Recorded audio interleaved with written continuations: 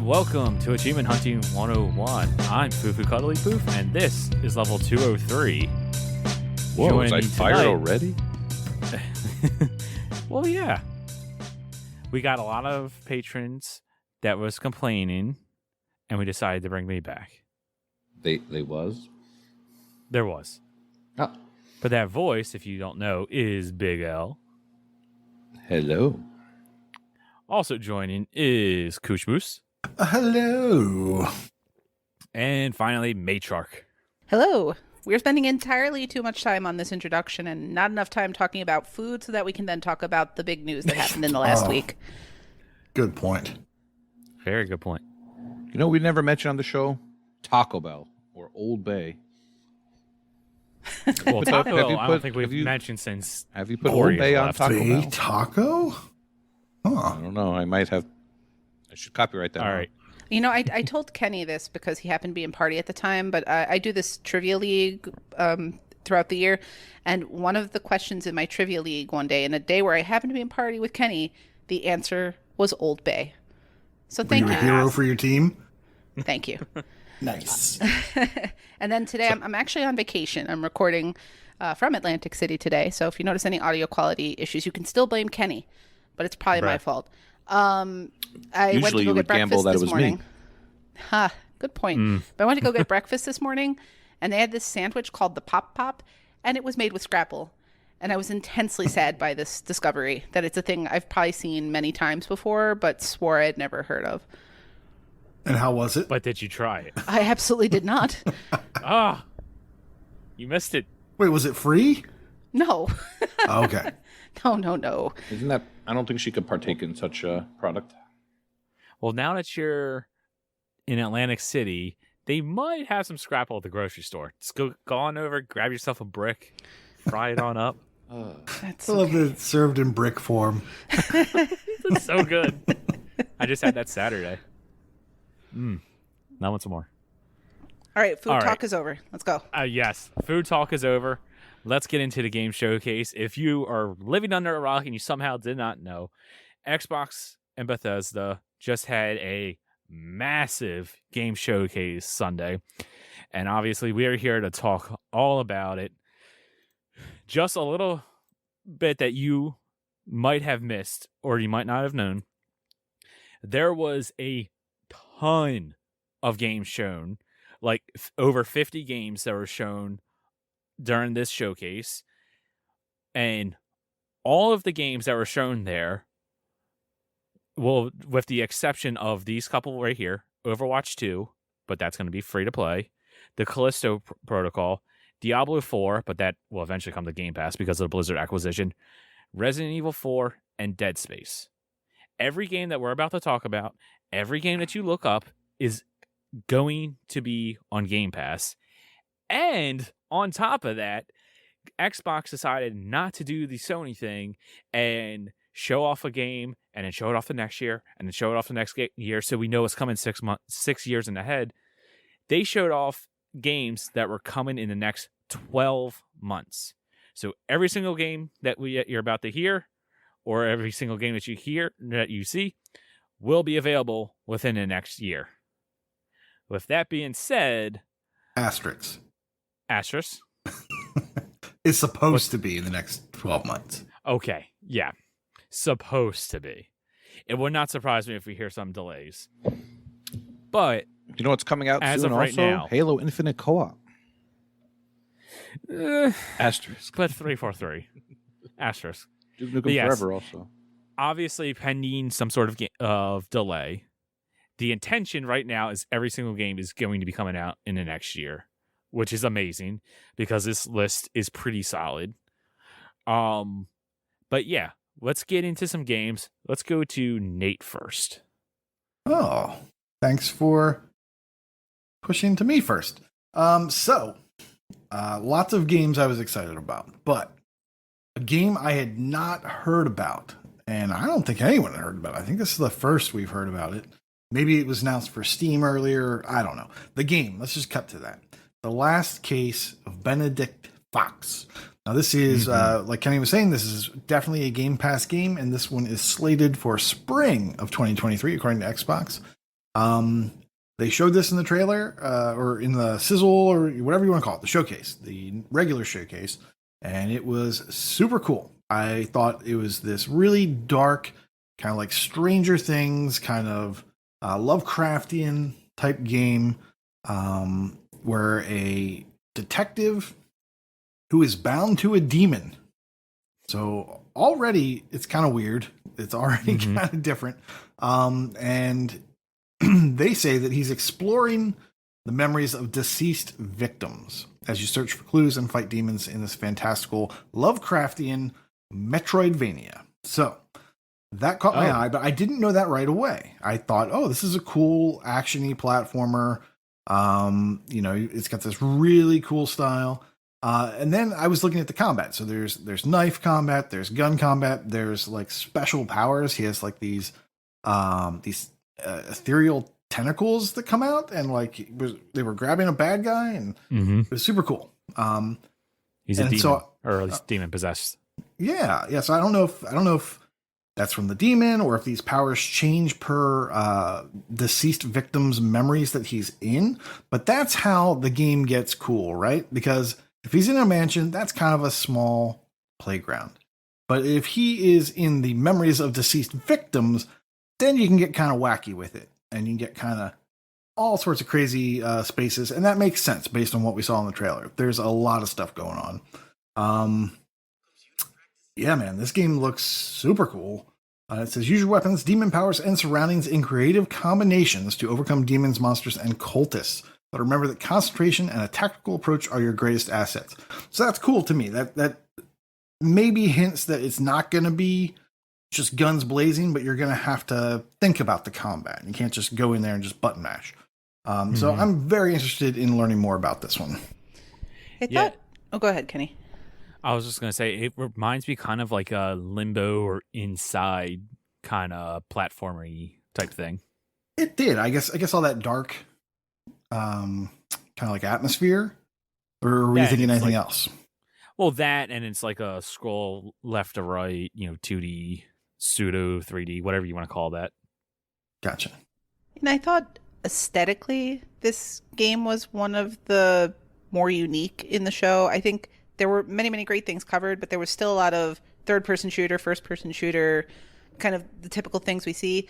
There was this one, Pentiment, which also looked super unique, and I don't know that any of us had flagged to talk about that one, but that one I think is the new Obsidian game, which had a really neat aesthetic. And then as Dusk Falls was another one that had a real different sort of more artistic presentation. So it was cool to see a game like Last Case of Benedict Fox, where I'm with you, mate, and I think most of us are in the same place, where this was nowhere on my radar. I'd never heard of this before.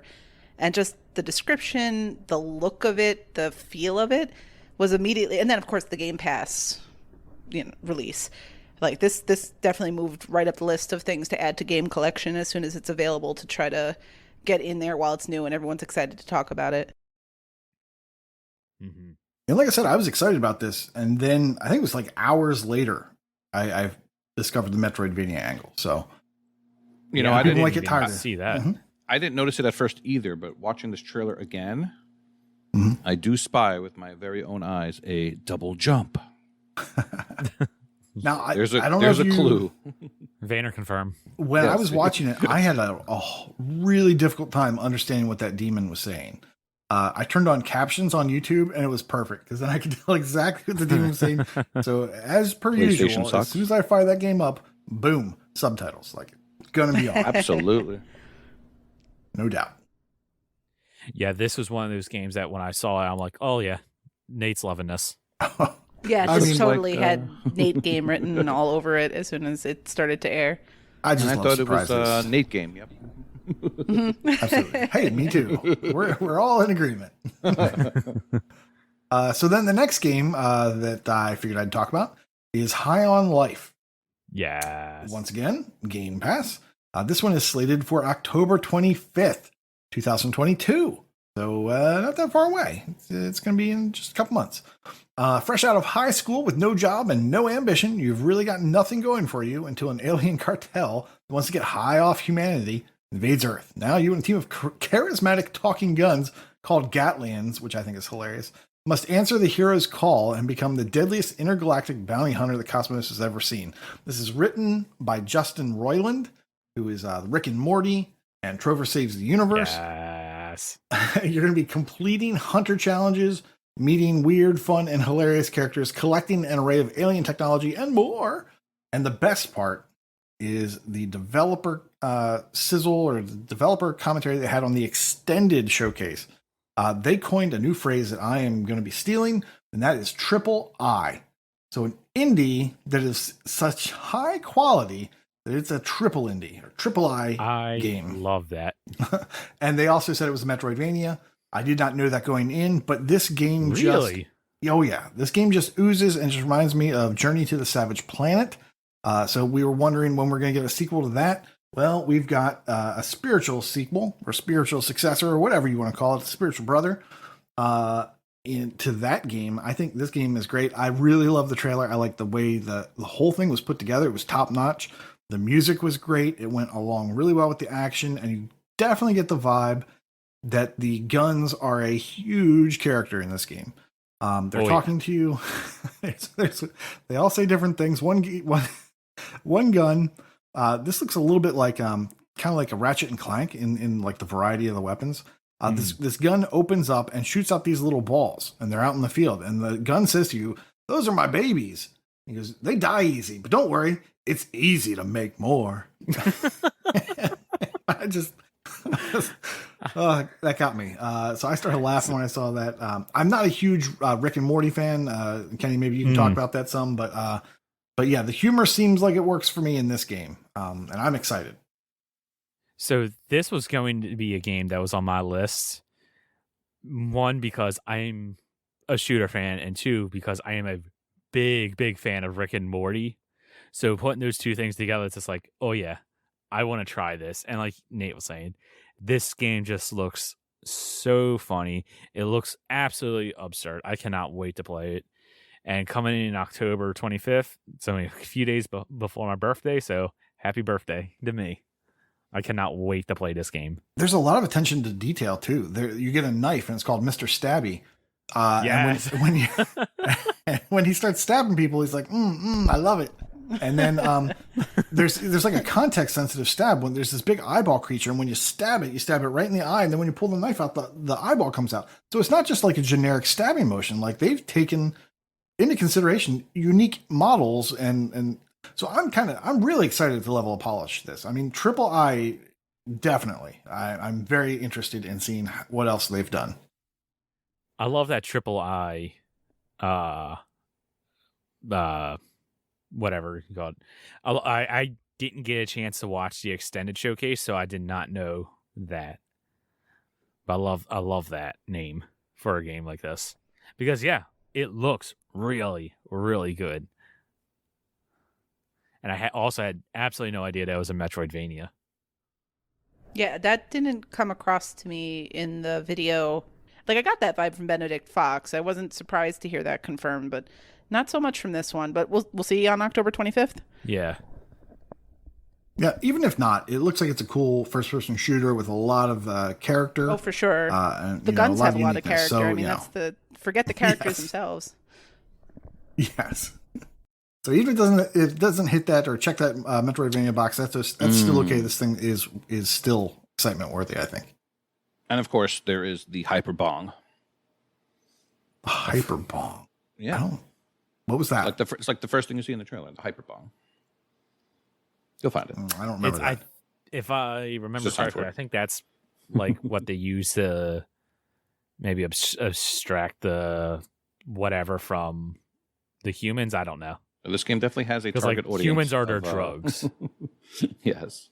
The Taco Bell loving crowd will like this game. The White Castle to 3 a.m. people will love this game. Yeah, it's from the creators of Rick and Morty. It's going to be bananas. The last game. I hope so. I'm sorry. Was there anything else you wanted to say about High on Life? With a game with a name like High on Life, I'd be surprised if there were drug references. Oh, the entire game is drug. I was just going to say, like, with the glut of first-person shooters, like Michelle alluded to, that this at least showed some personality and We'll see what the gameplay is like. It might, if it's repetitive or whatever, but as long as it keeps you guessing with random stuff. Well, somebody pointed out, I think it might have been my brother. I was watching the showcase with him, and he said it looks like a colorful Borderlands.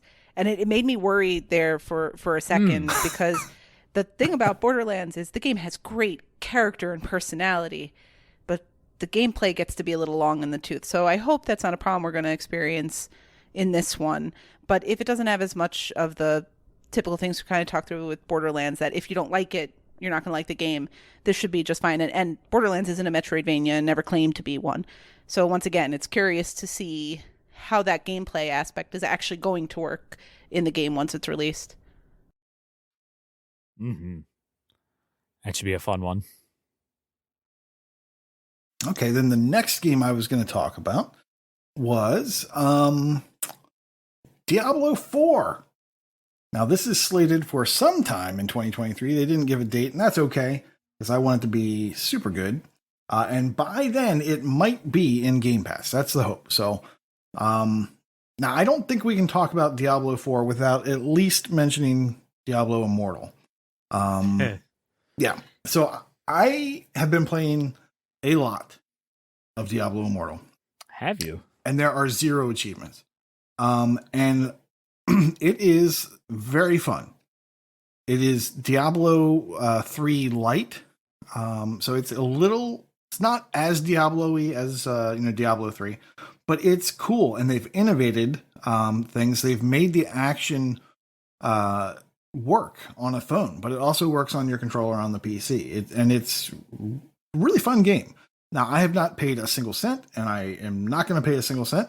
At the point where I have to, I'm going to stop. At some point, I'd like to stop because I'd like to earn achievements. But I feel like my love for Diablo Immortal is going to funnel right into Diablo 4. And like, it just stresses how much I want that Diablo 4 with achievements. And I need it.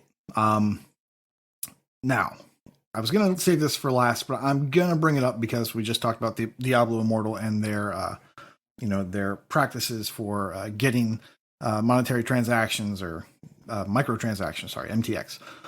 Rod Ferguson, Diablo. And once again, I said I didn't spend a single cent, and I'm having a ton of fun, and I don't feel gated, and it's great. But at the very, very end game, if you want to get the max level character, yeah, it seems like people who have the money can do that and can then just whoop up on people if they spend a ton of money. But that's never been something I want to do, and I don't want to do any PvP, so it's not going to affect me at all. However, Diablo GM Rod Ferguson says, to be clear, Diablo 4 is a full-price game built for PC, PlayStation, Xbox audiences. We're committed to delivering an incredible breadth of content after launch for years to come, anchored around optional cosmetic items and full story-driven expansions. More details soon. So not only is the game full price, but the expansions will also have cost as well. So they don't need the microtransactions to fund this game. So we would expect and hope and expect that there's not going to be a microtransaction gouging like there is in Diablo Immortal. So I think we can just put that to bed and just say, okay, let's trust that it's going to be good until proven otherwise. Yes, we can. So this is an open world game. Too optimistic right now. Was that the word? I am optimistic. Yes, I think a lot of people not like about that. Exactly, 3's not like that, and that's why I think that with 4 being full price and being, exactly. So I don't really think that Blizzard is Blizzard. Well, I don't know why everyone's all down on Blizzard. Like, the games that they make are some of the best games. They are some of the best in their genre. Like, how can you not expect this to be a good game? I don't understand that. The microtransactions element does sour people, right? Like, that's just a thing. And I thought it was funny when the video that was shown during the showcase for Diablo 4 really focused on the new Necromancer class. And when they finished the video and it's like, we've announced the final class, and everyone's like final with an asterisk because we know DLC is coming. There's that immediate sense that like, it's not really final. Like, we know this product, which hopefully everything goes the way that people hope it does, and this game will be coming into Game Pass. but if you have to spend money on the full price game, that's not the end of your spending, even if it's not microtransaction based. And I just think even if the game is great, that does sour people on games, unfortunately. I think you are way too optimistic. Like, I'm not a Diablo fan. I've played a little bit of 3, not enough to consider myself a fan of the genre of the series at all. So don't get me wrong. But everything that I hear about Diablo Immortal is bad because of the microtransactions and how bad it is. And I've recently seen did you that. Just hear me talk about Diablo Immortal and how good it is. I realize that from someone who's actually played it. I'm not talking about the gameplay. I'm talking about when it You're gets a nice to man. the end game, and then it starts with the PvP and the end game stuff. I will also say that everyone that has talked about Diablo Immortal has also said that the gameplay is good, the story is good, but when you get to the end game, it then becomes a money hungry. This is no longer free to play game. So don't play it. Just walk away. Get the good game out of the way and then move on. I don't understand. I don't understand why people are so sour about this, but whatever. We're talking about Diablo the only 4. reason why I say it's optimistic, because I know Diablo 4 is supposed to have like that what they say, the shared world stuff after you beat like the campaign and whatnot. So the fact that it says anchored around cosmetic items, to me that just sounds sus. Like, why not just come out and say, hey, all the microtransactions are only going to be cosmetic? Yeah. Well, it just sounds sus to me. This sounds like a PR move that's not going to come back and bite them in later on when everybody gets mad that they start having pay-to-win options. Fine. We can talk about that in I could be wrong. We can talk about that in 12 months when it releases at the butt end of 12 months. So let's talk about Diablo 4. By the way, I hope I'm wrong. It's open world. There's almost 150 dungeons. Pretty cool. There's this new thing called Strongholds, which is enemy territory that you need to reclaim. Once you've done that, that area can turn into a new town. But my understanding is it's supposed to stay open. So yeah, I guess the map's going to change a little. I don't know how that ties into any of this multiplayer stuff or whatever. There are local events that pop up, very similar to how they pop up now. But other people can just take place or take and join and play together on those when you run into them. There's 2-player local co-op, I believe they said. There are PvP zones where you can do PvP and have PvP done to you. And that doesn't sound fun to me at all, but whatever. Then there's the Paragon system, which in this instance of Diablo looks a lot like a job board. In the past, you could put it into specific stats and things like that. And in Diablo Immortal, it's a little bit like a job board. This looks like a Final Fantasy job board. It's crazy. That Paragon or Path of Exile system board. Yeah. As soon as it showed up on the screen, I became that woman in that meme with all the mathematics flying past her face. I just was totally lost when I saw that. There just looked like so much going on. And somebody in Discord, I want to say it might have been KT Echo, was saying, I don't remember. I'm sorry, Echo, if I'm incorrect about that. But somebody was saying in the Discord about how most games that have job trees, the trees are really very simplified. You don't actually get to really dial down and stuff. And they were like excited about this really complicated looking Paragon system. But it was one of those things where I was like, I like Diablo if Kronos is carrying me through it. Otherwise, it's not typically the kind of game I play. But that was the moment where I went, well, this is probably too complicated for me. I'm just not going to understand the finer bits. But for the people who do, they really seem to gravitate toward like, oh, this is going to be kind of a cool thing to do and really dial in your characters. It's funny because someone else mentioned Path of Exile, and they have crazy trees in Path of Exile. I'm almost done here. The classes that they've announced are Barbarian, which has been in, just about everything. Druid, Necromancer, which has been just about everything. Rogue, which I guess is kind of like their Demon Hunter or whatever. And Sorcerer. So they are changing things a little bit, but I'm sure the Sorcerer is going to play like a mage. I'm sure the Druid's going to play like an Amazon or something like that. Maybe a caster as well. But yeah, I am excited for this, and I will be spending a ton of time playing Diablo 4. I just know it. I did that with Diablo 3 when it first came out. And the fact that I can get the achievements is going to make it much easier to do. It looks really good. It looks really dark. Like I said, day one, upping the gamma. Definitely on this game, I'm upping the gamma. It looks super dark. I also noticed that it said everything that they showed was captured from an Xbox. And you'll notice there was no UI. So I'm sure that there's UI customizations to turn all that stuff off. I hope there's also customizations to turn that stuff on, because I'd like to know health and mana and things like that. That's a good catch. I didn't notice that. Yeah, you're right. And it, like, the scale of it, like, you're way zoomed out in some instances, like compared to Diablo 3, for instance. So yeah, I'm super excited about this, and I don't think the microtransactions are going to be an issue at all, but we can talk about that, like I said, in 24 months. Oh, you mean like how 25. Diablo Immortal has those? Don't know what you're talking about. My game doesn't have them. Did you? Michelle's brother was telling us about this today. How I guess on Metacritic, it has been spammed more than any other game by user. It's got 5,000 user reviews that give it a 0, basically. And I'm sure. And they all say the same thing, that it's like a cash grab or like whatever. So are they playing it wrong? Like, does it give you that sense in the beginning? Because you're talking about the end game. Sorry to go back to that. I was just curious.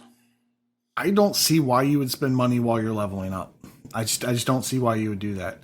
Because I haven't hit the end of the story yet, and I've already reached level 60. I'm Paragon level 10, I think, and I'm just having a ton of fun, and I haven't spent a single cent, and I don't intend to spend any money. So I don't know why these people are complaining. Maybe these are people that don't have a job and they play this nonstop and they've already hit endgame, and that's fine. For me, the game is fine. It's perfect, even with microtransactions. All right. I'm not going to be playing the PvP. I don't care about that. I do like the grouping up, and at some point I'd probably get out leveled, and maybe that would be a case. But I'm going to drop this and move on before too long, and I'll be on Diablo 4. So I don't know. All right, I do have one more concern with Diablo 4, that it's only 2-player co-op. Wasn't 3 like 4 or 6? I think you said it's split screen. Yeah, so 2-player local co-op, I think. And then the online will be more? Okay, that makes sense. The online is definitely more. I think I do remember them talking about the 2-player local. Yes. It's open world, and you just kind of run into where people are. So I'm sure they'll kind of like chart it off by server and stuff like that. It looks MMO-ish. It does. The new Diablo Immortal is very much like an MMO. You're going out, you're finding quests, you're grouping up with people. There are people in your zone when you're running around. It really feels like it's stolen some of WoW's MMO-ness. And I know people don't like that, but for me that's great, because I like WoW. Because even the vastly superior Minecraft Dungeons has a 4-player local, just so I'm saying. Now, it's possible if they have more local co-op. I thought I saw 2-player co-op, but... No, I think you're right. Yeah. Oh, I hate that game. All right. Well, in that case, let's go to Michelle next. What are you looking forward to? Well, before I go into what I'm looking forward to, I just wanted to cycle back real quick to Pentiment. Mostly because from the aesthetics of the game, I think a lot of people were saying it kind of looked like Astrologaster or Procession to Cavalry, which are both more lighthearted, like that's what I thought, funnier kind of games. But I actually took a moment and read the description of Pentiment, and it says it's a historical mystery role-playing game that focuses on character development, heavily stylized art, and choice-driven storytelling in early 16th century Germany. You're an illustrator who's caught up in a series of murders over 25 years, and then it's got warnings about public execution, stylized gore, suicide references. So I think this game's a little darker than it may have looked on the surface. But of course, we'll find out more about that as time goes on. But just wanted to circle back around to that, because even though the game caught my eye, I feel like this is something that's more, it's going to be a word of mouth thing. If a bunch of people say that they enjoy it, I'm more likely to play it. Unfortunately, too, as with all of these story-driven kind of narrative games, if the achievement list is easy, we all know that we're all going to wind up with it on our tags at some point, at least. Anyway, I wanted to focus on actually a piece of expansion content first. The Forza Horizon 5 Hot Wheels expansion.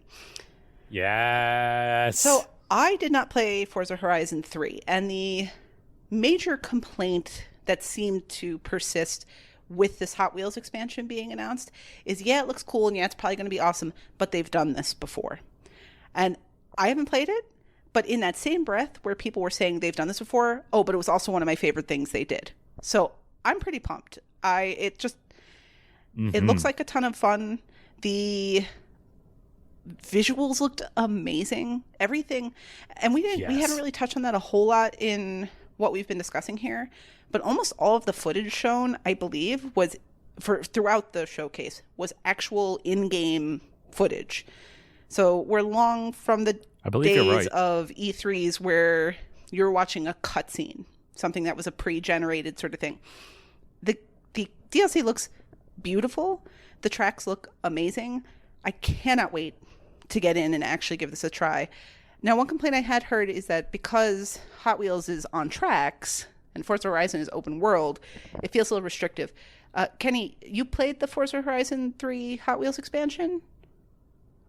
I did not. The first Forza game that I actually really got into was Horizon 4. So I, like you, have never played the Hot Wheels expansion. Nate, did you play it? I did not play it. I downloaded it. Well, I guess we'll all be experiencing this for the first time together, more or less. And it's launching in July, so it's soon. It's about a month from now.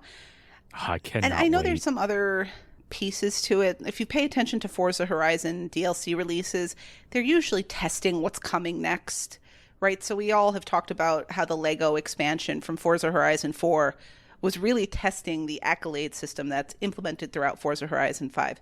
And it is unlikely that this Hot Wheels expansion is going to do that. But I think it's still going to be a whole lot of fun. And I cannot wait to go experience that content with other people. It's going to be a blast. So I'm watching the trailer again. It looks so good. I cannot wait. Because it's not just, hey, here's a track where you can race on. It's got like how it has the wheels that launch your cars faster. It's got the turbo zones, essentially. It's got like turbo zones. They're doing loops. It's going up in the air, winding through the mountains. It looks so cool. It just looks like so much fun. Yeah, I agree. And it's Hot Wheels, so it has that popping orange track going through the beautiful world that is Forza Horizon 5. I cannot wait. Yeah, I'm so pumped. It's going to be a lot of fun. I'm curious what the achievements are going to look like. They usually do a pretty good job of mixing in sort of basic, like get 3 stars on these different events with hit a certain speed in a certain race or get from point A to point B in a certain time. So curious how that will all be worked in as well. Mm-hmm. Moving on from Forza, one other thing that got my attention was not even a game announcement. And that was Hideo Kojima announcing a new project coming to Xbox. Now, I know this isn't a whole lot of information, but I'm excited because this leads into the next thing that was probably the thing I was most excited to hear out of the whole showcase. The fact that Xbox is making these really wonderful strides towards working with the Japanese market is super exciting. And there are games that I don't think any of us are talking about that are coming into the service. There's that one, the battle arena type game. What was it? We talked about it before we recorded. And the name Akara. Shoot, what was it? That's coming through, which was also announced during the showcase. And there's I should have done a little more research before I started to just talk about this off the cuff. But Naraka Bladepoint. I'm sorry? Yes. Say? Naraka Bladepoint. Okay, thank you. And then there's also Wolong Fallen Dynasty, which is another thing that's themed out there. I should have paid more attention to who the developer is. Oh, that's Koei Tecmo, if I recall correctly. So it's just cool to see these sorts of developers coming through. Hideo Kojima, you may not love his output, what he's put out there. I know he can be sometimes sort of a divisive figure because are his games really as good as people hype them up to be? Obviously, that's a personal thing. But just that interest coming from that part of the game development landscape is super exciting. No, we're not at a point where we've received news about Final Fantasy VII Remake yet, although it coming to PC might be a step in the right direction. But what we did receive news of during the Xbox Bethesda Showcase, which was a huge surprise, at least to me, was the arrival of 3 Persona games. And those would be Persona 5. I don't know if it's Persona or Persona, and I'm going to use them interchangeably. Someone will correct me in Discord, I am sure. Persona 5. Don't take it personally. Persona 5 Royal, Persona 4 Golden, and Persona 3 Portable. So the Persona series started on the PlayStation 1, I believe, many years ago, and has since been a PlayStation exclusive franchise. Atlus has released surveys in the past asking about interest in these games coming to Switch, these games coming to Xbox, and they were sort of met with the general shrug, like, okay, a survey is a survey, but what's this actually going to mean? The fact that all 3 of these games are coming and they're launching into Game Pass is huge. Huge. And Persona 5 is going to be the first one that comes out. That's coming out in October. And if you think about the fact that somebody who owns a PlayStation 5 is going to have to purchase that full brand new PlayStation 5 version of that game probably for $70, and you as a Game Pass subscriber get to just download it, that's awesome. That is so cool. And I'm really looking forward to getting back to these. I've heard really wonderful things. I didn't actually love the first Persona game when I played it, so I avoided them because my experience wasn't great. But I've heard nothing but really great things. I think 3 is considered to be the high watermark of the franchise, but as with most things, there's going to be your personal opinion entering into it. But 3 and 4 will come in 2022 or 2023, so we are getting them backwards. But that doesn't matter. The fact that we are getting them at all is amazing and a huge coup for Xbox, and hopefully a really important sign for things to come to Game Pass, especially with regard to Japanese development and Japanese role-playing games. 100%. You plan to play this, Kenny? I will probably check it out because it is like the JRPG type stuff, and while I'm not the biggest fan of the JRPGs, I do enjoy some of them, like the Final Fantasy series, for instance. I know I had a friend who was PlayStation exclusive, all the time talk, Xbox has new games, Xbox sucks, and me and him would go back and forth, obviously jesting. And the Persona games were one of the things that he would always talk about. It's like, oh, do you have this game? Oh, wait, no. You're Xbox. You didn't get to play them. And like you said, we're not just getting them. We're getting them in Game Pass. So while he's going to go out and buy these, I just get to download them. This is huge. Yeah. The Japanese market is where Xbox really, really struggles.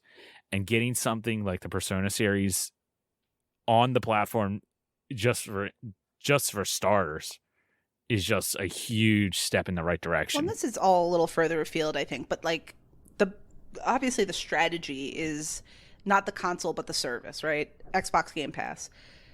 100%. And if the Japanese market has been cool towards buying Xboxes for whatever reasons, the fact that their Samsung TV, if they get one, is going to have a Game Pass app that they can use to stream these same games down. It's part of building this global brand with the Game Pass service, and it's smart and it's exciting because this is more opportunity for those of us who are single console households to get to experience these really amazing games.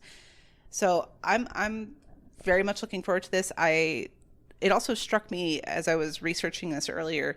I know when we talk about like top rated games, we usually hear like Breath of the Wild and things like that, and rightfully so. And Metacritic isn't the be all end all, but Persona 5 has a 95 Metacritic score. Wow. I mean, this isn't like a game that is just well regarded in this small pocket of people. This is a highly regarded JRPG. So no, it's not Final Fantasy VII Remake. I know that's something that people wanted, but this is a big deal.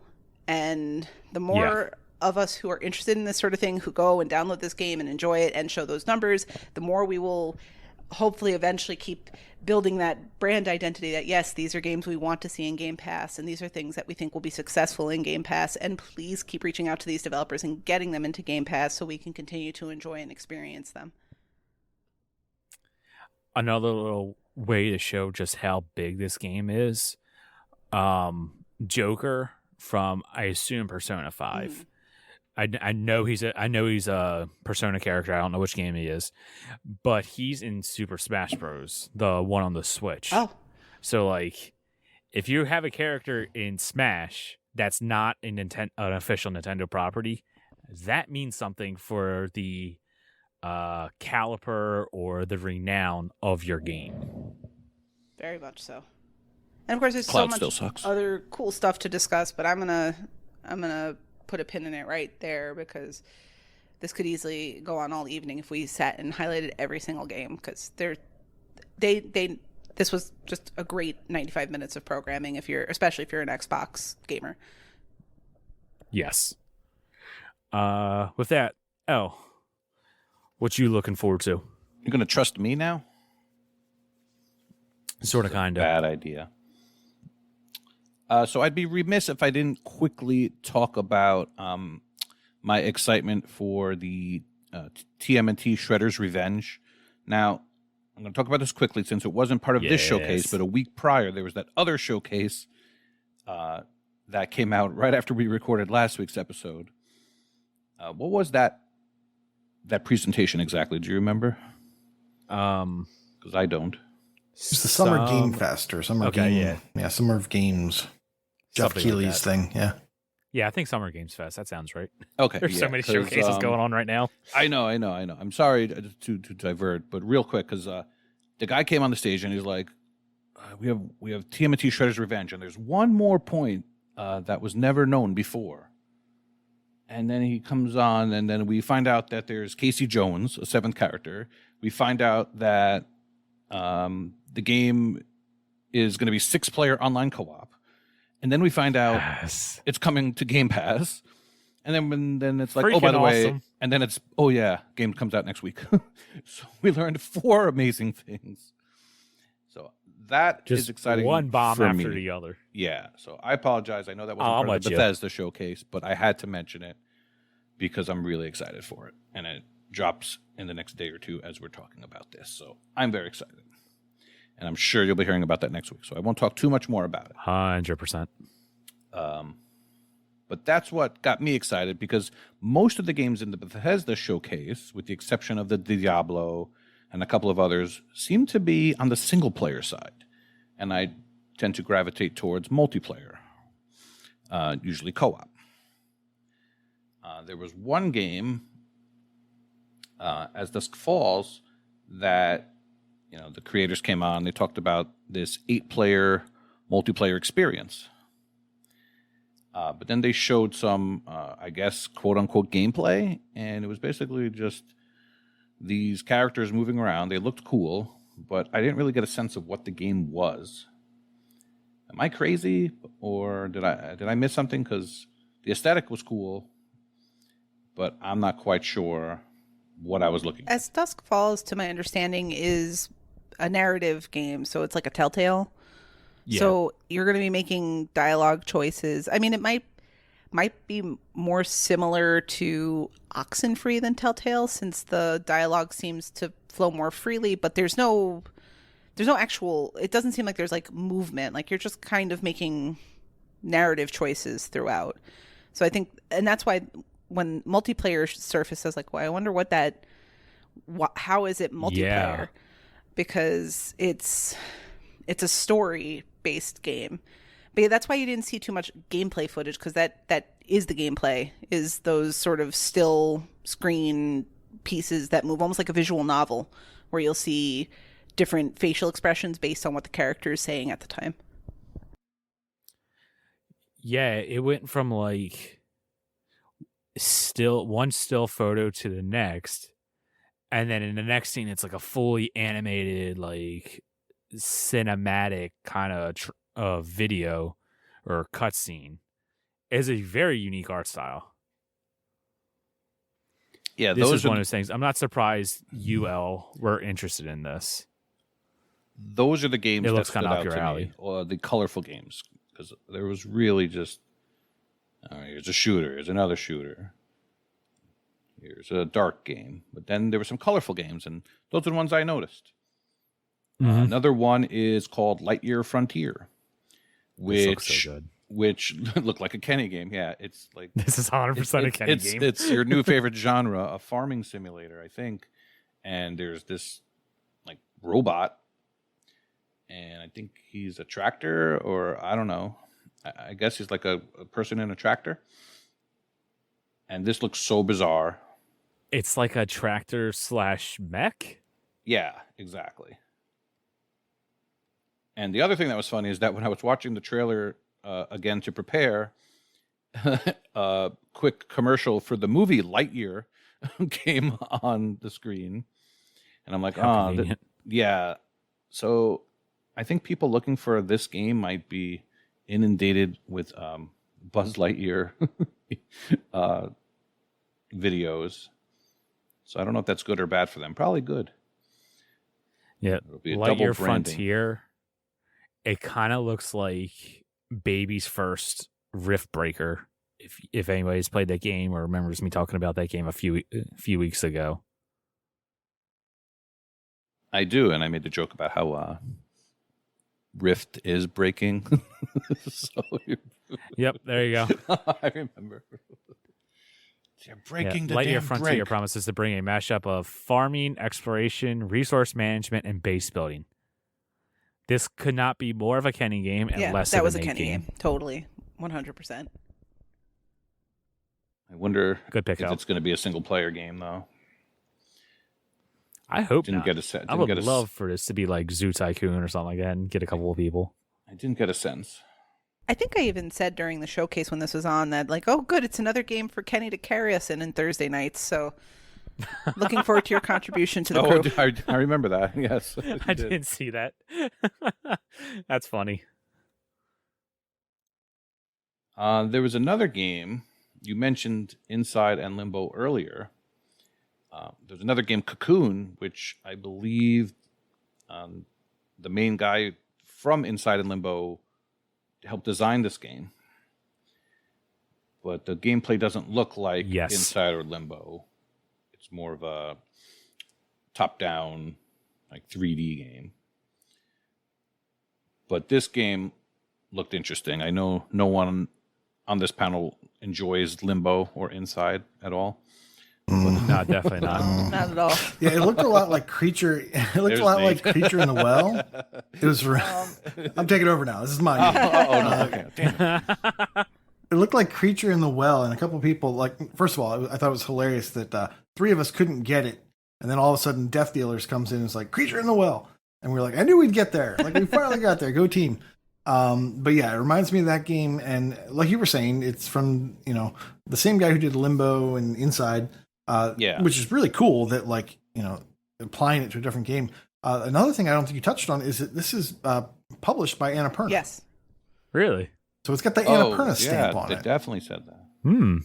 Yeah, so now they missed once or twice, but there's not as much shine on Annapurna as there was in my mind.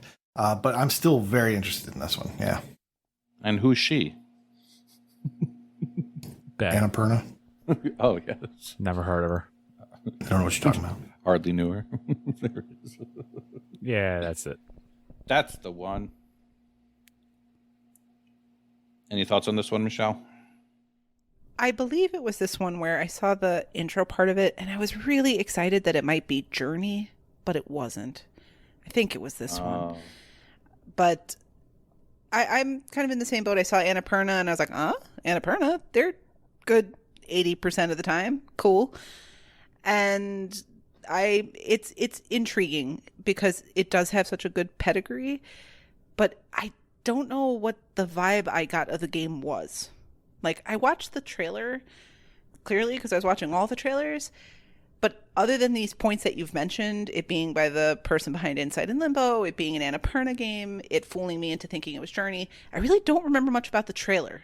And that's a little odd because that part of it did not stick out to me. But we'll see when the game releases. You know, I'm sure we will be getting more assets about the game as time goes on. We will learn more about it. Oh yeah. So we'll get a better sense of all of that. But yeah, my interest in the game peaked at Annapurna, that logo, and kind of dived off after that. The video didn't really bring it together for me. Okay. There was one more that caught my eye, another colorful one. I'll shout this one out for Mr. Rocker Dude, who I think enjoyed this one also. And it is Ravenlok. Now, this one is, I guess, the third in the Voxel trilogy with Echo Generation and River Bond. I never played either of those two games, but I'm pretty sure they're highly regarded. And they're from Coco Cucumber. And just Good looks name. like an action RPG. So I'm all about those. Was this the one that... Yes, it Okay. was. This It was the, it not was the one that looked Adventure- like Alice in not Wonderland. Alice in Wonderland. Yeah, Allison. Yes, Okay. yes. Yeah. It's like we couldn't quite get the license for Alice in Wonderland, so here's not Alice in Wonderland. That's so true. But it was memorable. Knew exactly where you were going with that. for that, right? Like, because I was honest. It was memorable. I was very surprised when I saw the name of the game come out, and it wasn't even referential to Alice in Wonderland. Yep. Like, Ravenlok tells you nothing. Like Mm-hmm. and obviously it's by design, but it's so clearly inspired by Alice in Wonderland. So it was a little confusing, like why they didn't choose to name it in a way that kind of matches that convention a little better. Yeah, I'm looking at the trailer again right now, and yeah, I mean, like there's a white rabbit on the like the main screen. The big boss looks Yeah. like the Queen of Hearts. There was a little scene where she's overlooking a cliff, and there's a huge cat sitting there. Like, yeah, I mean, come on, like this is all over. It's got to mention it at some point, right? It's got I to. would imagine so. The main character's name is Alice. Yeah, or Malice, or Oh, can you imagine? Malice. That's so good. Malice and Balan Wonderland. Oh no! oh no, oh you've ruined it. Oh, no. And with that, we go to you, Kenny. All right. So you guys have mentioned a couple of the games I was going to mention, so I only have two more games to talk about. The first game, which was actually the first game shown, was Redfall. Now, I'm like 99.9% positive I've talked about this before when this was originally shown last year or whatever ID at Xbox or whatever showcase it was revealed. This game looks like it might really be something. It looks really good so far. It is, I mean, it's Left 4 Dead, it's Back 4 Blood. It's that type of co-op, go out, shoot hordes of something. In this case, it's vampires, and it just looks great. Like, everything about this, I was just getting Left 4 Dead vibes, and we finally actually got to see a gameplay trailer, whereas last year it was just a cinematic trailer. And yeah, this is from Arcane Studios, so it kind of has the Dishonored vibes to it, like in the art style and whatnot. I didn't like Dishonored, but this being a shooter, for me, that, just ticks that check mark or that box. I'm very much looking forward to this. It looks spooky. The gunplay and all that stuff looks like this might be fun, and I don't know how you feel about this, Elle or Michelle, but this might be a potential for a Thursday night game. Well, when it finally does there is come one out. very important thing we need to know before we determine whether or not this is a Thursday night game. Prue really needs to know if there's any deck building. I knew that's what was coming. For Prue's sake, I hope there's no deck building in this. Yeah, it looked like another variation on the theme. I actually came in on the middle of this trailer, so I didn't catch the beginning of it. I don't know that would have made a difference one way or the other. but it looked like another reskin of Left 4 Dead, which isn't a bad thing.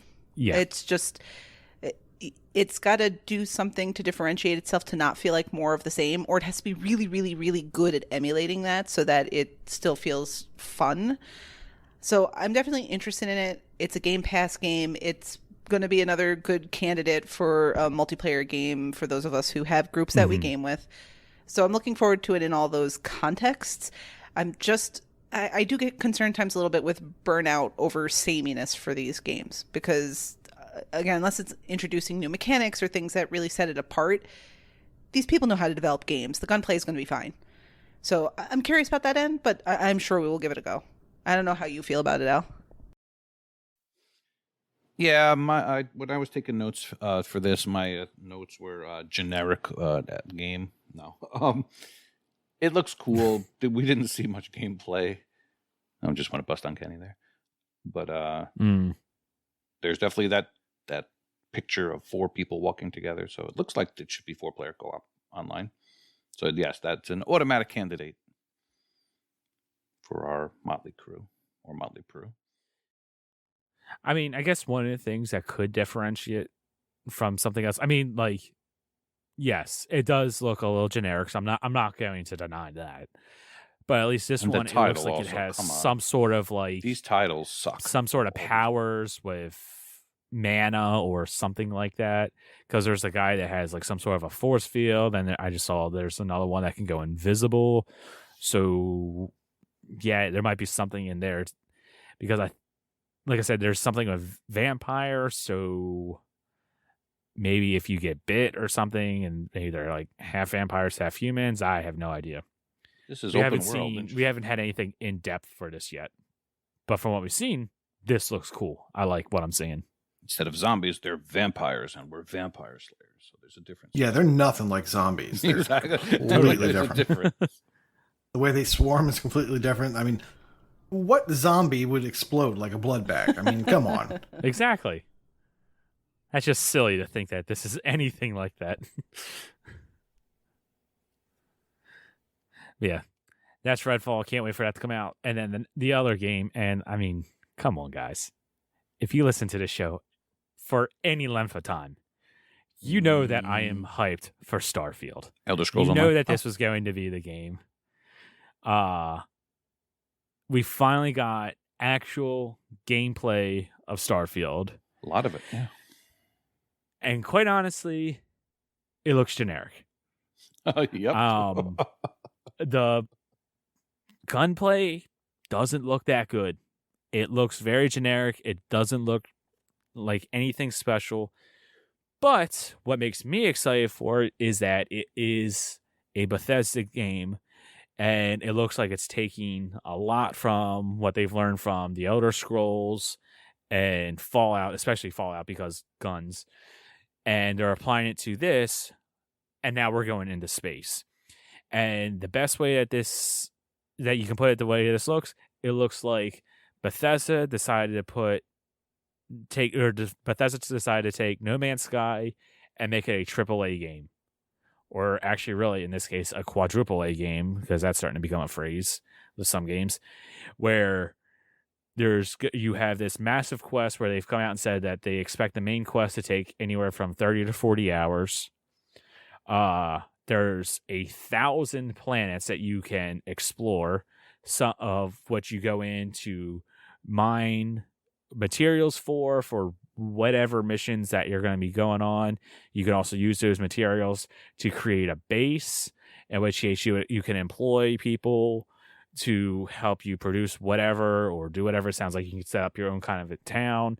You can build your own spaceship to go out and do dogfighting in space. Yeah, it just looks like a massive open galaxy type game. It looks humongous. I love Elder Scrolls. I love what Bethesda does. Everything about this I am very much intrigued by. I cannot wait to play this one. I feel like I'm repeating myself a bit here, but I get the distinct impression that if you love Bethesda and you love their games and the things they've developed, you will love this game. if you are indifferent to Bethesda, this will not change your mind. And I don't know that that's what they're trying to do. Agree. But I'm actually surprised to hear you say you felt like it looked kind of generic or not interesting, because I always thought that was just sort of the takeaway of people like myself who are like, okay, yeah, this looks like every other Bethesda game out there, which I know is a gross misstatement, but there's definitely a look. There's a certain quality to them that it's that development. But that doesn't really dampen your interest in it, right? It's the potential of these 1,000 planets you can explore and all that. Yes. That's really the key point, correct? Yes.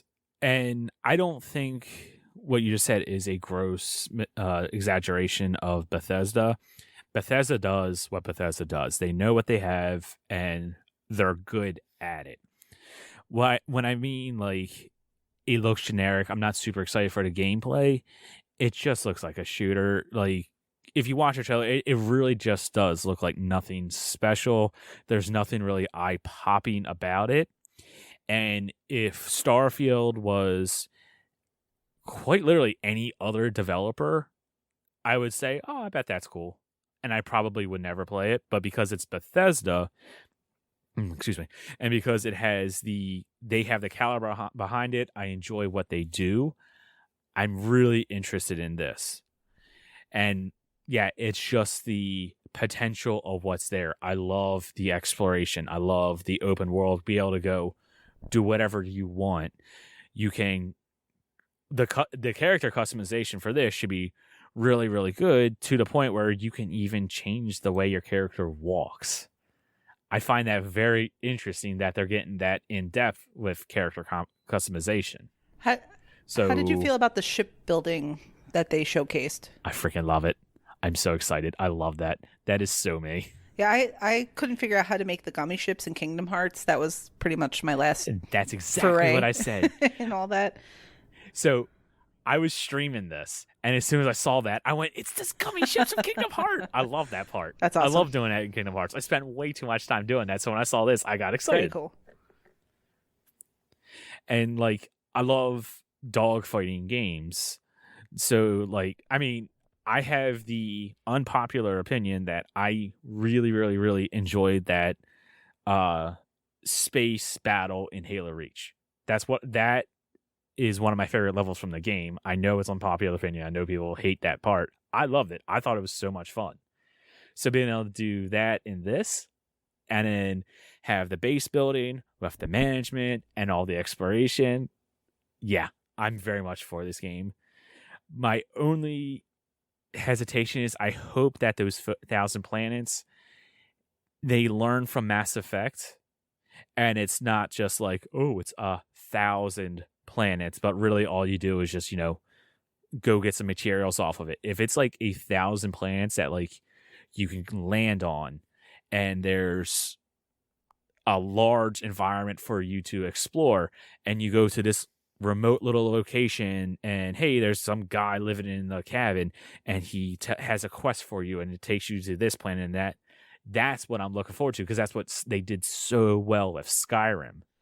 I have a lot of complaints about Skyrim, but one of the things they did so well with that is the world building, and this being in space, and now for next gen hardware, I just, the sky's the limit for this one. I cannot wait to see what they do for this. This is one of the games I'm probably going to take a day off of work from and just play it all day long.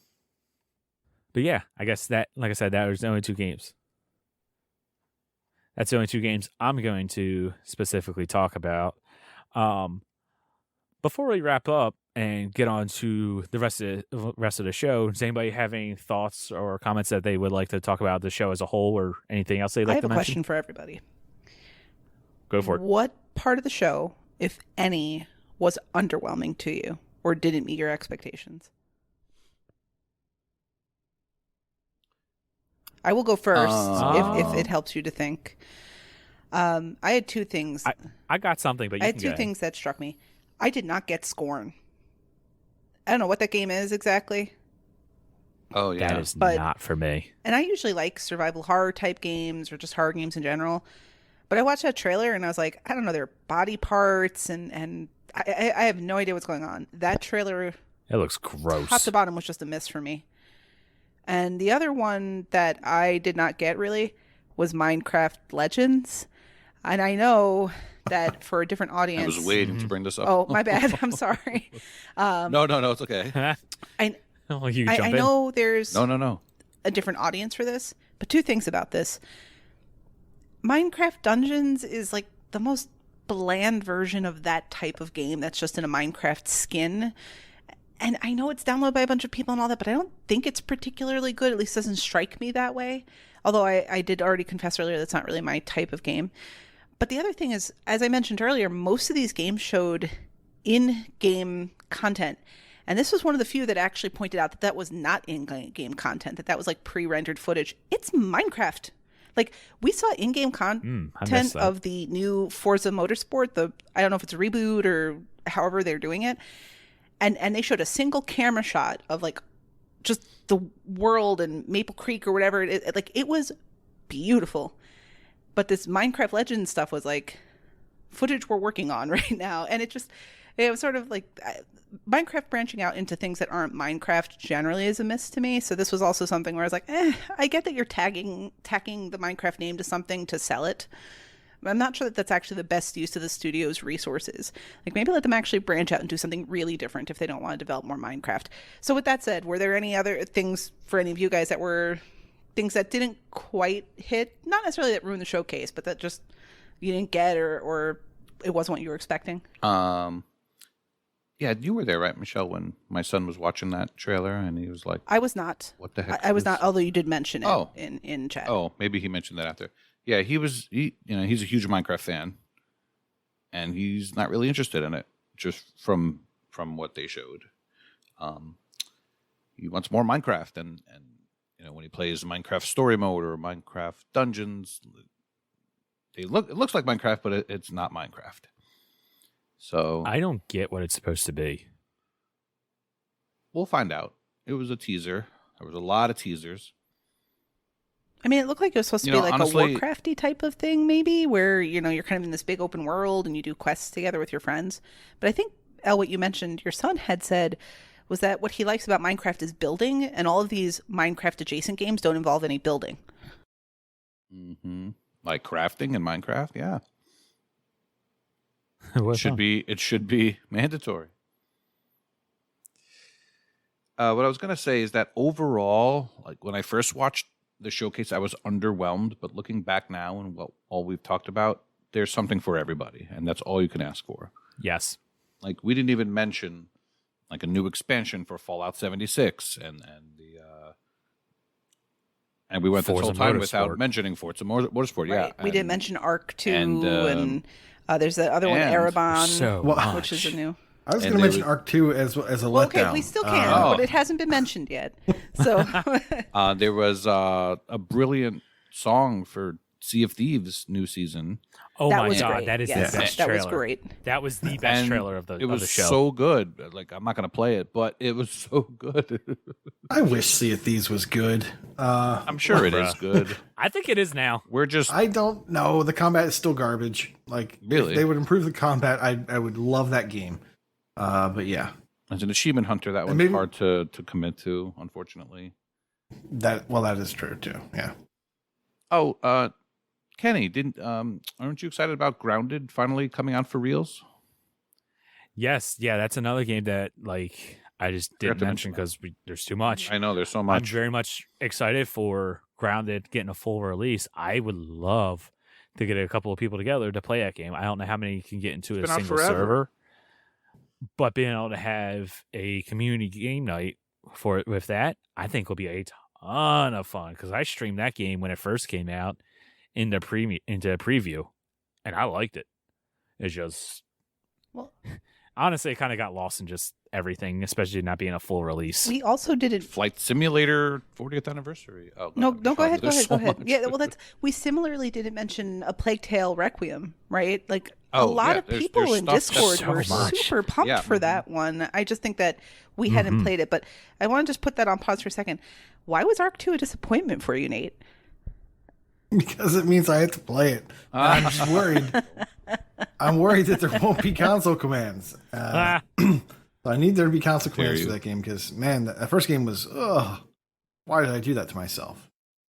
Man, that T-Rex that's in there looks cool, though. But it does have Groot in it, so that's kind of cool. I am About family. Overwatch 2. That was shown. I'm so excited for that. Really? That's another game I'm very much excited for. And then there was one more game that I was waiting for Nate to bring up. Go ahead. Only one? Yeah, Nate, bring it up. That other Vayner that they talked about. Oh, you want me to talk about Silksong? Yeah. Well, here's the thing. Hollow Knight.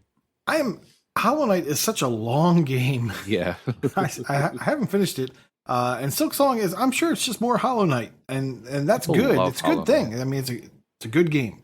But I think it's a lot more Hollow Knight, and I still haven't finished the first game. Okay. But not quite ready. People who loved Hollow Knight, I think, are going to be super excited for this. I'm excited that it's finally coming out, and then it's on Game Pass. That is super cool, day one.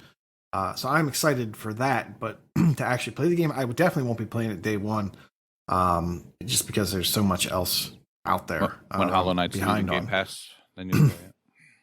I've already purchased it, but so I don't need that kind of pressure. Excuse me. I would say the other disappointment I had, I was kind of hoping for like one more thing, just one more thing at the end, because we knew at the top of the show that they were going to end with Starfield, and while I needed them to convince me to want to play Starfield, I was excited because it's an Xbox exclusive, and I know people are super into their Bethesda games, and so I was very excited that we got that and we learned more about it, and that's cool.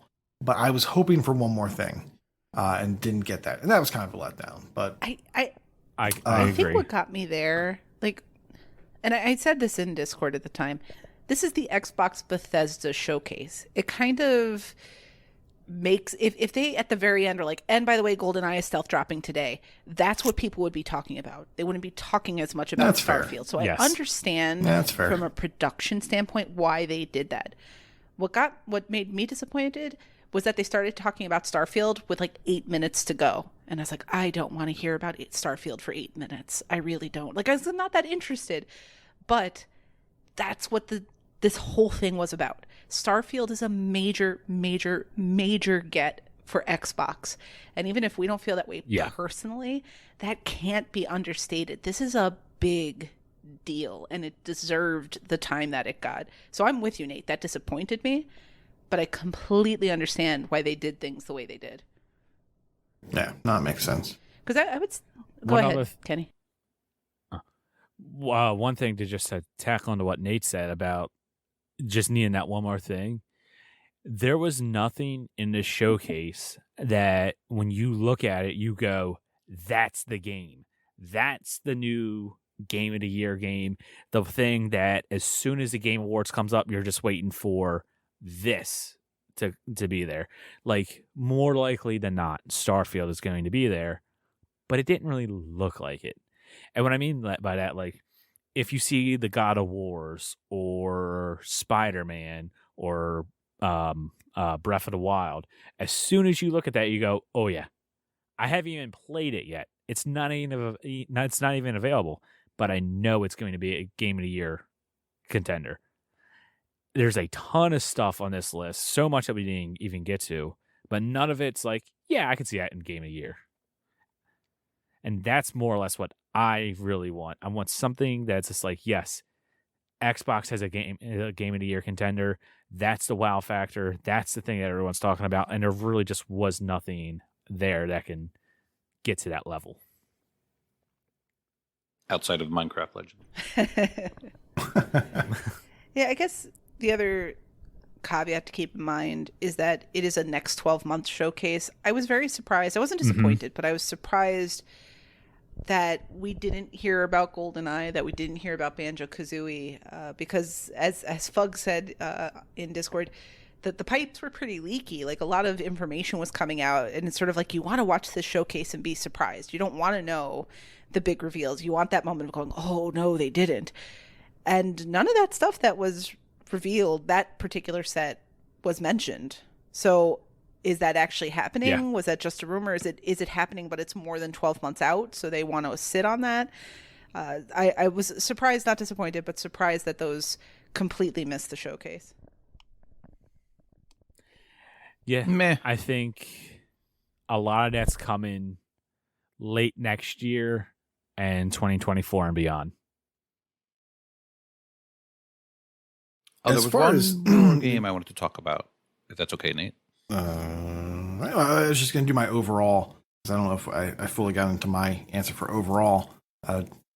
But overall, Go ahead. I was really excited going into this. I felt a little bit like it didn't pay all the way off at the end. But then the more I thought about it, I was like, okay, well, what did I want really going in? Number one, I wanted to be surprised by new games. And number two, I didn't want to see anything that was going to be out in 2024, 2025, or 2026. They hit my two things. Like, they were games I knew nothing about that I was excited for and I thought were cool. And everything they showed was supposed to be in the next 12 months. So they did exactly what I wanted. And also, they took all the boring stuff out. And they announced that like days thank you, before. Xbox. So that this showcase was just game. And so much of it was in-game footage, not pre-rendered stuff. I would say it was like 90% like in-game captured from an Xbox. That was super cool. So Yes. the more I thought about it, I was like, no, this was a solid showcase. And I'm pretty happy with it. What were we going to say, Al? I don't know. Nothing, just typical L, wrapping up, and then I see another game that catches my eye. Sorry about that. You're welcome, everybody. Well, what was the game? It's Flintlock, The Siege of Dawn. Oh, we didn't even talk about that one. I know. There's too much. There's so much. Like, it looks so cool. There's so And- much. And I just, it's one of the names of these games. Like, I don't always remember them. They're kind of generic names. Well, a lot of them are new That's what it is. IPs, right? Like I there isn't a know, lot and of then they won't such be and generic such two. after a while. A lot of it's just Right, that's cool. Is new, and that is to the point that some people are making, and I think this is sort of what you were touching on, Nate, where I didn't really feel great about it initially because there wasn't something I was anticipating. You can't anticipate something you don't know is there. And there was a lot of stuff on here that, unless maybe you were really following like industry pipeline stuff and seeing studios hiring for whatever, you're just not going to know that the stuff was in development, or you knew about it and already had like a notion of it. There is so much stuff here that's like new. And so The Riot Games partnership. huge that one. is Yeah. humongous. That is so big. but as Wasn't there an MMO? Wasn't there an MMO called Flintlock? there was another Like, game or called Flint something. Earthlock. Yeah, Flint Flock. something was new, newish, not out yet. And I thought I was very confused. I was like, "This is that." Well, anyway, Flintlock looks like I don't know why it would remind me of Rise, even though you're jumping around, like the way it looked, and maybe like Darksiders. I don't know. It looks cool. I'll shut up now. Was Flintlock the one where Kenny, wrap it you up. have some like dog-like creature that travels with you? And the very end of Yes. the video was just like the Yes. main character and the dog kind of sitting there and getting settled in. And everyone's like, "Oh, Yes. there's a dog-like creature." Yes. Yeah, it's like a. Can you pet It's got it? like. No, you can't pet it because it's got like these horns on its head. It would hurt to pet it. Did you guys feel like as you hit sort of the hour mark of this that it was a little exhausting? Because it was so much like, here's a trailer, here's a Yes. trailer, So here's a much. trailer. Yes. I agree. In a good way. Yeah, it's so hard. It's so hard to remember everything. Yeah, it's exhaustion in a good way. One last thing, just before we wrap this up, I think what really is showcased more than anything by this is Game Pass. Game Pass, if you're a gamer, I do not know why you do not subscribe to it. Whether you have an Xbox or not, if you have a PC, a mobile phone, or an Xbox, Game Pass is a must. It is so good. There's so much value in it. After I was streaming, I was talking to a couple of people in chat.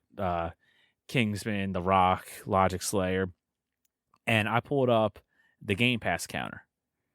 There are 507 unique games in Game Pass right now between all the different ways that you can play it. That is so much. And just from this showcase alone, it's going to add so much more to Game Pass and its value and to Xbox. And while 2022 is looking kind of light, like there's not a lot of big things that have come out for Xbox right now, and on the horizon there's not too much. I think this is the last year that anybody will be able to say Xbox has no games. 2023, just from what we see, is for sure going to be in 2023, is stacked. It is a stacked year, and we didn't even mention the heavy hitters. There was no Fable. There was no Gears.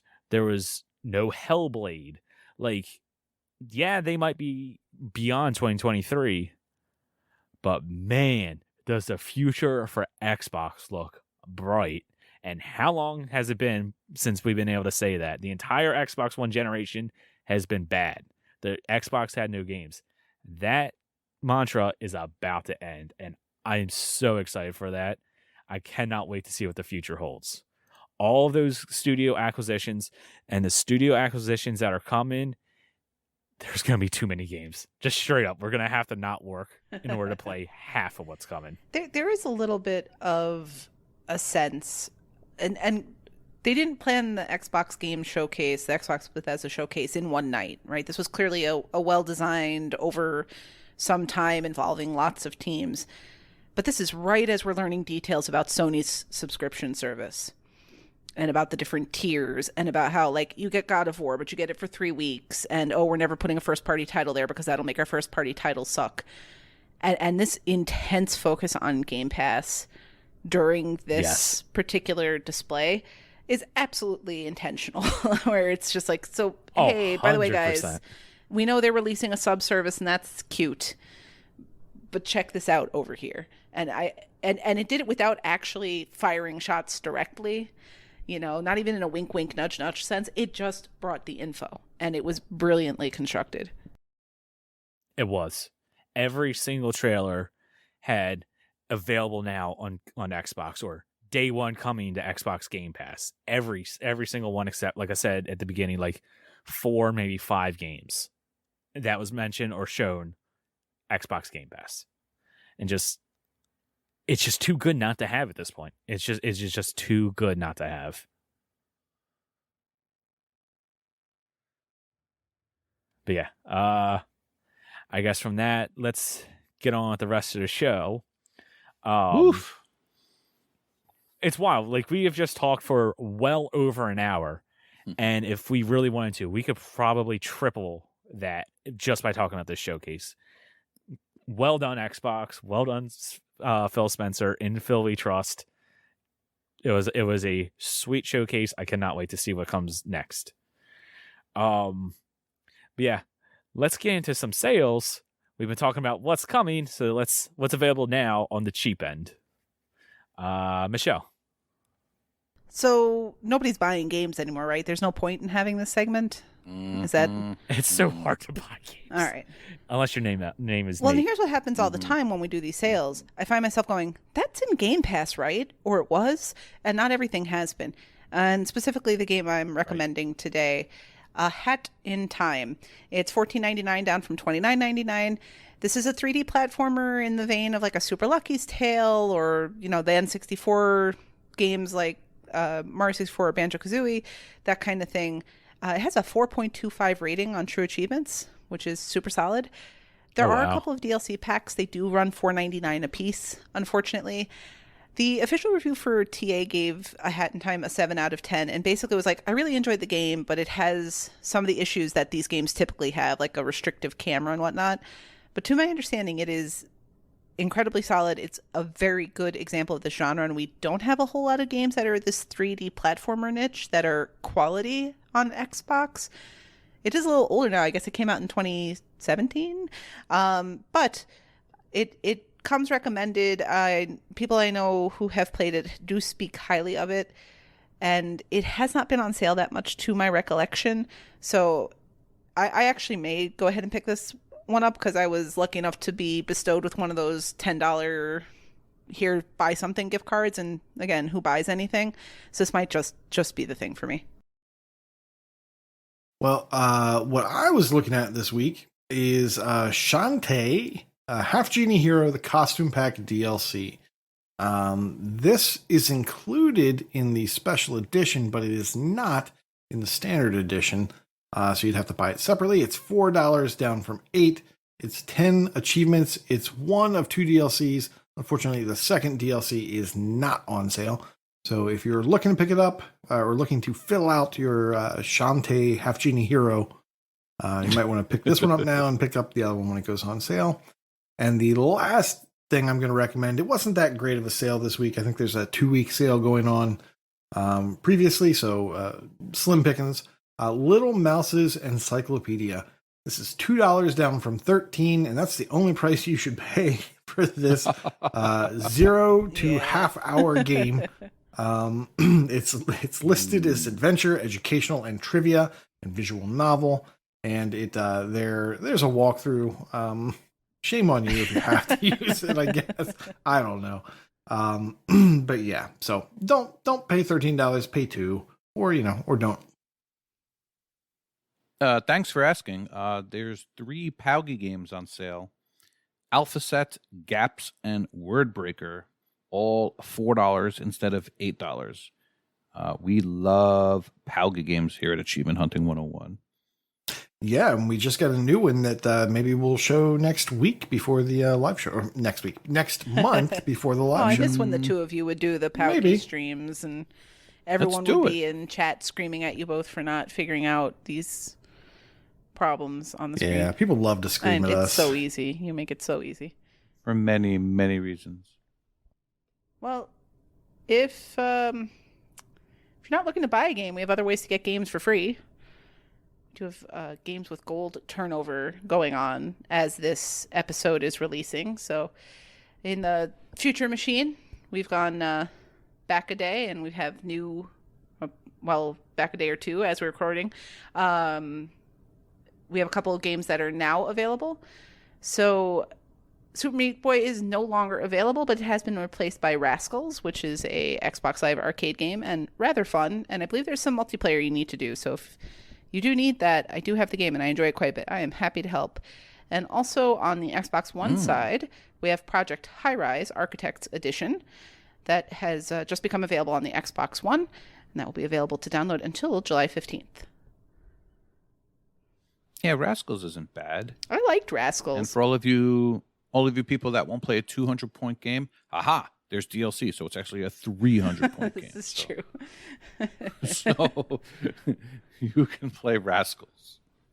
Yeah, you can play the entire game, most of it 2-player, but there is an achievement for winning Grand Prix matches online, which is really just get into a game with someone and the other person stands still and you win the match. So easy enough to do, but I really enjoyed Rascals. It's one of my favorite Xbox Live arcade games. It's so good. It's so much fun. DLCs are only $2, I think, each. They're called Rascals Reinforcements 1 and Rascals Reinforcements 2. I did not realize that Rascals was developed by the same team that developed Fruit Ninja. Oh. Well, I did not know that either. News to me. All right. Game Pass news then, yeah. right? Well, I don't know. We haven't mentioned Game Pass. New stuff to cover, and we certainly haven't mentioned... sorry, Elle, I think you were about to say the same thing. Oh, no, I was just going to say we haven't mentioned Game Pass enough on the show lately. All right, but yeah. But the most important Game Pass game of all time is about to come out, right, Kenny? TMNT Shredder's Revenge. It's out now. Let's Donatello. go. I am Donatello so excited sucks. You leave him alone. You will see if you're a listening nice to write-up from me about if this you're game. listening to this early in the morning when this drops, we'll be streaming this live tonight, or you can go back on the YouTube channel or Twitch or whatever to see it. I can't wait for this game. I'm so excited. And we're getting on Game Pass. Like, come on. It just gets better and better. And then out it's $30 on the 21st. Oh no, 25. Say what? I was gonna say it's a $25 game. Yeah. Really? It's one of those games that I would do it, but I don't know. Hopefully it's got some replay value. We'll see. Before Game Pass, I thought for sure since this was before Game Pass, we would have spent the money on it. It wouldn't have mattered because it's a game that we're all looking to play, and we all are interested in. It's got enough. It's 6-player co-op, so we can even involve more people. We all totally would have bought this. We wouldn't have blinked at $25. In the Game Pass era, the idea of spending any dollars on games is like, wait, what? Right. Unless you're Koosh. Mm-hmm. So are they shooting themselves in the foot? Honestly? I don't know. The foot. Man. That was so unintentional, but that was good. No, I didn't. Don't pretend. Don't pretend. You know that was intentional.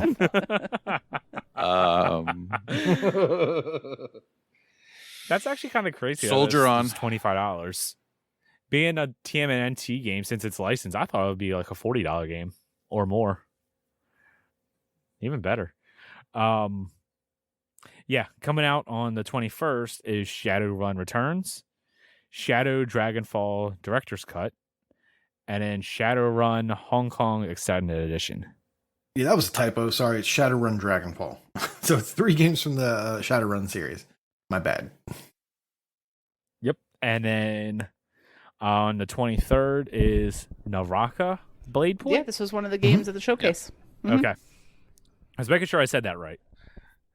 Because I know there was a little bit of confusion before, but yeah. Battle Royale Samurai Japanish looking era thing. It is Japanish. It looks cool. Get on that early while Waka's still working on it. So good call. No Waka. It looks cool. Oh man. All right. No Waka bleed. Well, we should probably also mention for everyone that's screaming at us right now, we've probably been, Game Passed over. Because we're recording tonight, and I'm sure the new announcement will come out tomorrow, which would be yesterday, according to most people who are listening. Yeah. Even when we record a day late, we're still going to get podcasted. Contests. Nate, you want to give a GTC rundown? Sure, we can talk about the GTC. This month, it's OMG's this or wildcard game is Zoo Tycoon series. So anything previous completion or a current achievement for this month in the Zoo Tycoon series worth 1 bonus draw. And her bonus is a pretty cool one, I think. Other people are screaming, that's so crazy. Roll the dice. Spell dice with the first letter in any achievement, and that will get you a 1d6 bonus draw per instance of dice spelled. Limit 6 dice. Because we don't want this thing going crazy long. So that's so good. Yeah, have fun with it. I think it's cool. I love it. I think it's great. That's so good. That's the best bonus. That's so good. I love it. I still like the chip bonus. Yeah, that was how many P's you had. That's pretty funny. Oh, there's been lots of good bonuses by me getting the D&D lately. So yeah, I really enjoy that one. There's another contest that was just announced. So why don't you tell us about it? We go for it. Yeah, we got reverse podcasted by recording a day late because this announcement just came out, and we are getting warboats, which has nothing to do with Battleship, nothing at all. Warboats, but it's going to be PvP warboats, multiplayer. Everyone loves multiplayer achievements. So basically what they do is they draw, it's kind of like RTTL, but they only draw lower ratio games. I think between 1 and 2, something that's like that. Correct. And you have to sink your opponent's ships. But there's a new scoring system, so you get points for a hit and you lose points for a miss. So they're actually discouraging you to try to get all of them this time around. But If you don't care about that, go nuts. Go for it. But you, for those who are into the community badges, you get a badge for just all you got to do is in the first round destroy one of your opponent's ships. So if you sign up, play. We don't want no puttins. But Warboats is a lot of fun. Thank you to Planting and Freem and the rest of the crew who work on that stuff. Mm-hmm. Mm-hmm. Sign-ups should be up as you listen to this, I believe. I believe registration goes until June 20th. So just make sure before you register. The thresholds for joining Warboats are very low. I think you only need to have like 10 available games and something like 500 available achievements. So you don't need to go nuts. That's nothing. But make sure if you're going to participate, Yeah. if it matters to you, you have until you register. I think by the registration ends by the 20th, but they made it sound in the post that you want to make sure to adjust your collection before you register. But either way, you have some Right. time to do that. If you're interested, go get Yes. registered. Make sure you adjust your collection accordingly. In between rounds, should you beat your opponent, you'll have another opportunity to adjust your collection. And the later rounds are even more like, I think you need to have 30 available achievements. So that's very, very low threshold. So people in this community should have no problem being able to meet the threshold to join Warboats this year. No. Yeah. Sorting out your collection is important for two reasons. Number one, to make sure that they don't draw any games you don't have anymore. That's the most important thing. And number two, even though they're 1 to 2 ratios, you can get, an achievement in Red Dead Redemption that's a 1.4, but it'll take you 40 hours to get to. So if you want to curate those long, what do you call them? Campaigns. I don't do any of those things. You can, or you could just let it ride. You could also, I believe what they did last time is you could choose to add unstarted games as well. There's a toggle for that. Add all those Warboats. Rattle Like a games in there. Absolutely.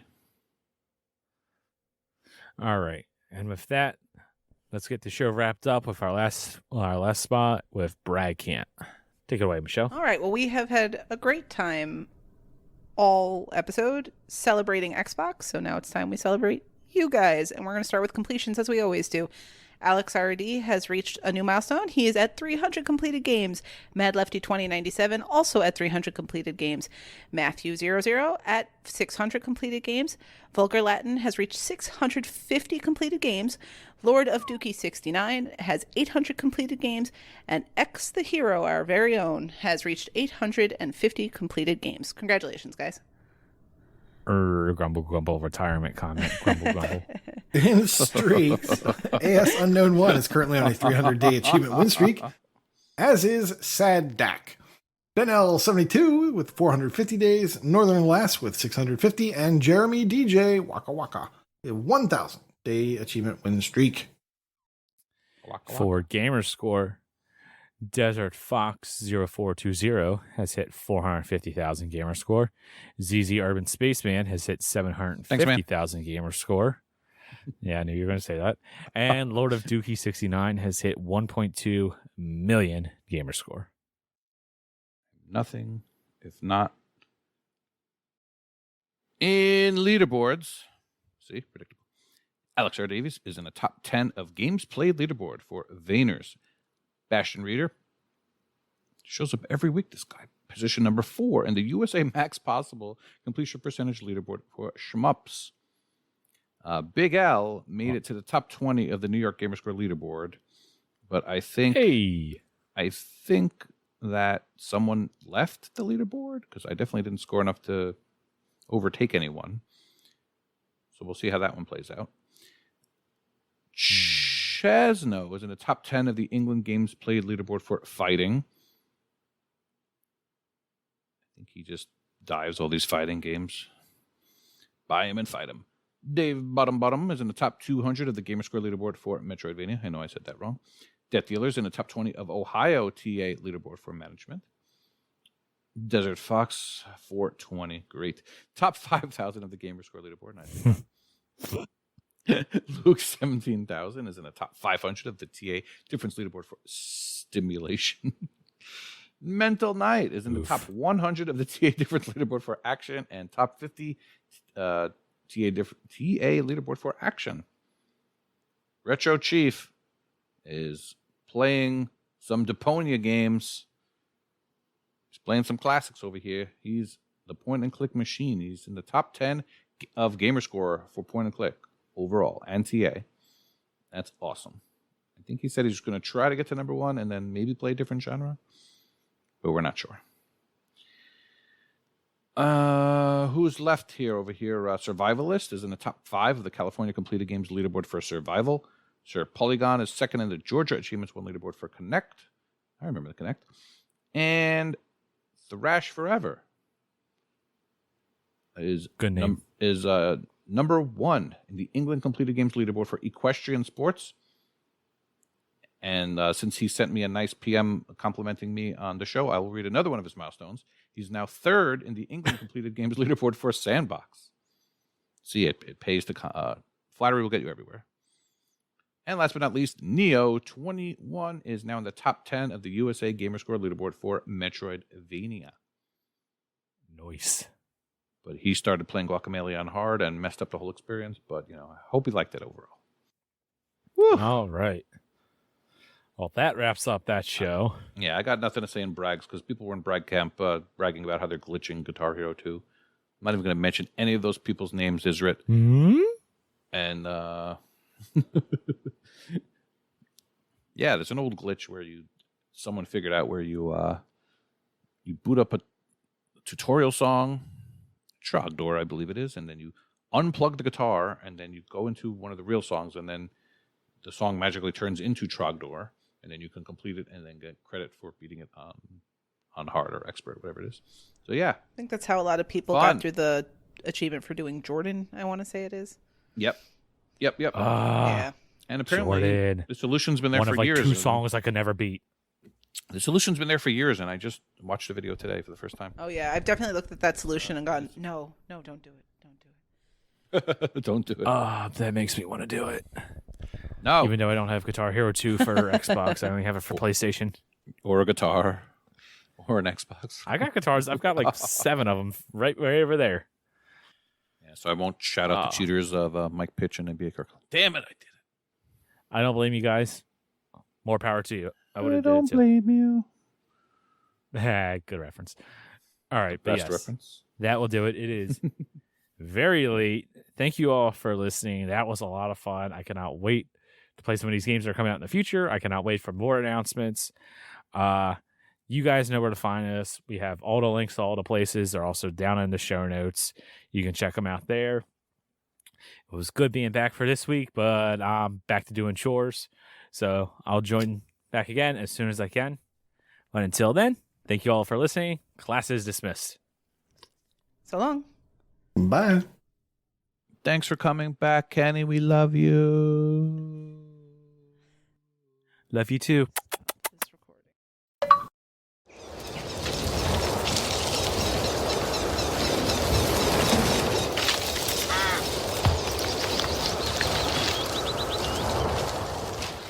Hello, I'm Wakapeil, who gladly returned to the biking Game Pass game Lonely Mountain Downhill when the free Misty Peak DLC released at the end of May. Strangely, the Misty Peak DLC contains a single new trail called Phantom Heights.